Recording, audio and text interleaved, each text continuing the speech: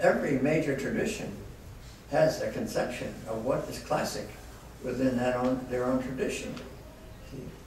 Don't look for something comparable to Plato or Aristotle or Shakespeare or anything like that. Just look for what the Chinese and Japanese thought was important to their own tradition and what were the issues that they focused on. And once you confront those things, you recognize that many of the issues that they dealt were similar to those in the West, though not exactly, the answers were not exactly the same. But you have to respect those traditions as they present themselves to you. You can't just go looking for something that is approximation of something you regard as classic in the West.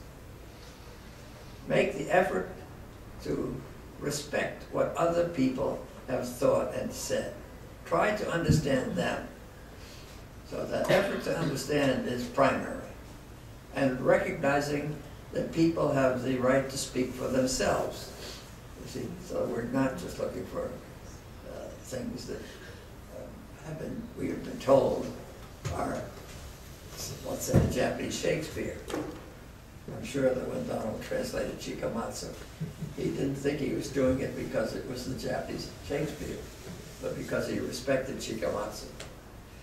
Okay? That's right, yes. How did you assess, if I could just, how did this to follow up, how did you get into that and decide from the Japanese or Chinese perspective, what were the classics? How did you have access to that? Oh, well, you just see other scholars? No, that's not difficult at all, because they would keep referring to their major works. Confucius, and in the later tradition, Mencius, and so forth. They were the ones that were being talked about and quoted, okay? Not that difficult at all to identify. So you start in and in fact, at certain stages in their own educational history, they had to decide for themselves what were the core texts, and they did so in the 11th century. So what most people in the modern period thought were the Confucian classics was actually a selection made by Jushi in the 12th century. And he said this should be the core. And that wasn't the limit, you know. That's where you start, but you range out from that. But there's certain texts that you should start from. They give you a basis for working further into. But that's, you know, 12th century, and they're quoting texts from the 6th and 5th centuries BC. When you were in Japan during the occupation, Chikamatsu was banned by the American military? No, I don't think so. I think that when Americans did not ban classical works, the Japanese themselves did. For example, the Tale of Genji, which is the most famous of all Japanese works of literature, has an important section in which someone who is not the child of the emperor becomes emperor. And this was so unthinkable that the translation into modern Japanese by the great author Tanizaki had to be very extensively censored. And there are many other cases of that. The Americans, on the whole, were not interested in the classics, and they left them alone. But I was thinking, in terms of what Vicky just asked, one shouldn't ignore the role that was played by our teacher, Mr. Tsunoda. Tsunoda was, by the time that we know him, was quite elderly, but he was very, very alert and very, very learned. And it was he who supplied many of, or suggested, and perhaps confirmed many of the texts that we translated. He was a person we respected so much that, well, the Japanese word sensei is a word meaning just the teacher, and can be used for anybody at all, but for us there was only one sensei, and that was Tsunoda. That's true. Did you know D.T. Suzuki back in the day? Suzuki Daisetsu, and was his influence on the beats as great as it is rumored to be nowadays? Yes and no. I knew him. I attended some of his lectures here at Columbia. Okay. But as Donald suggests, we had a greater respect for Tsunoda than we did for Suzuki.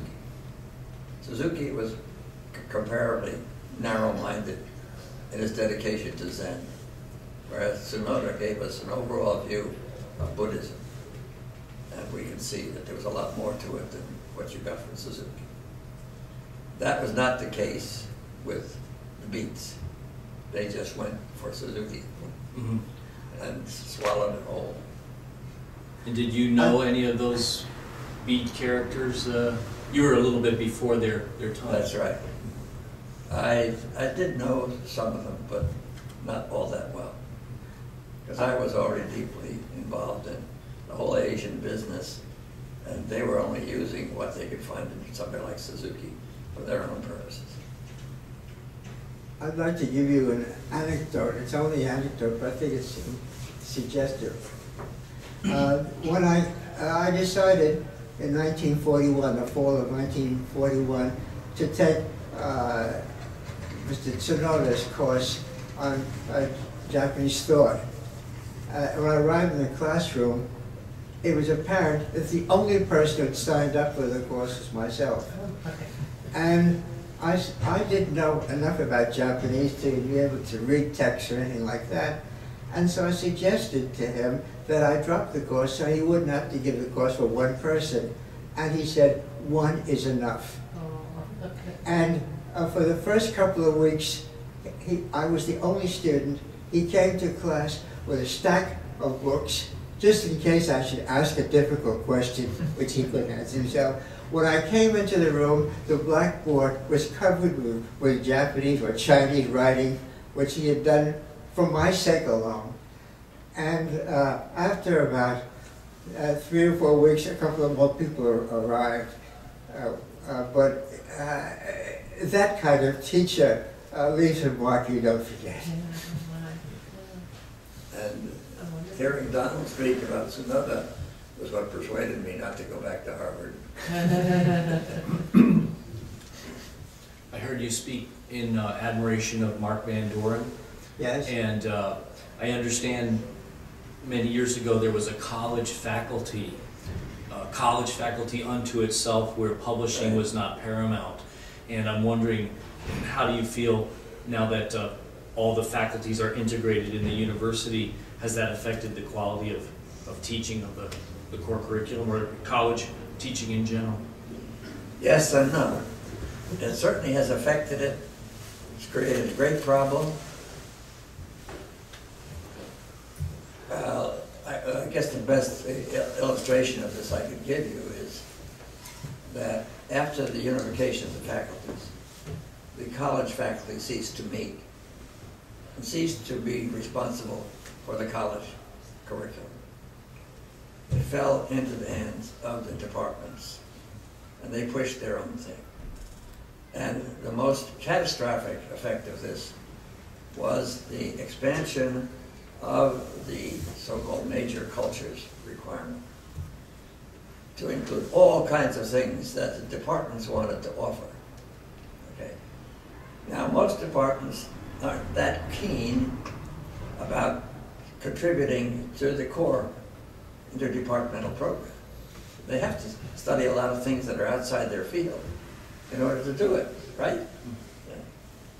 So if they're given the opportunity, as they were given back in, I think it was 88 or 89, to offer introductory courses of their own department in satisfaction of the second year requirement.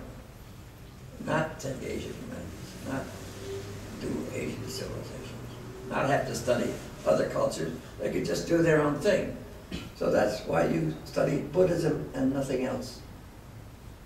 That's one misfortune. If your introduction to Asia is just a course in Buddhism.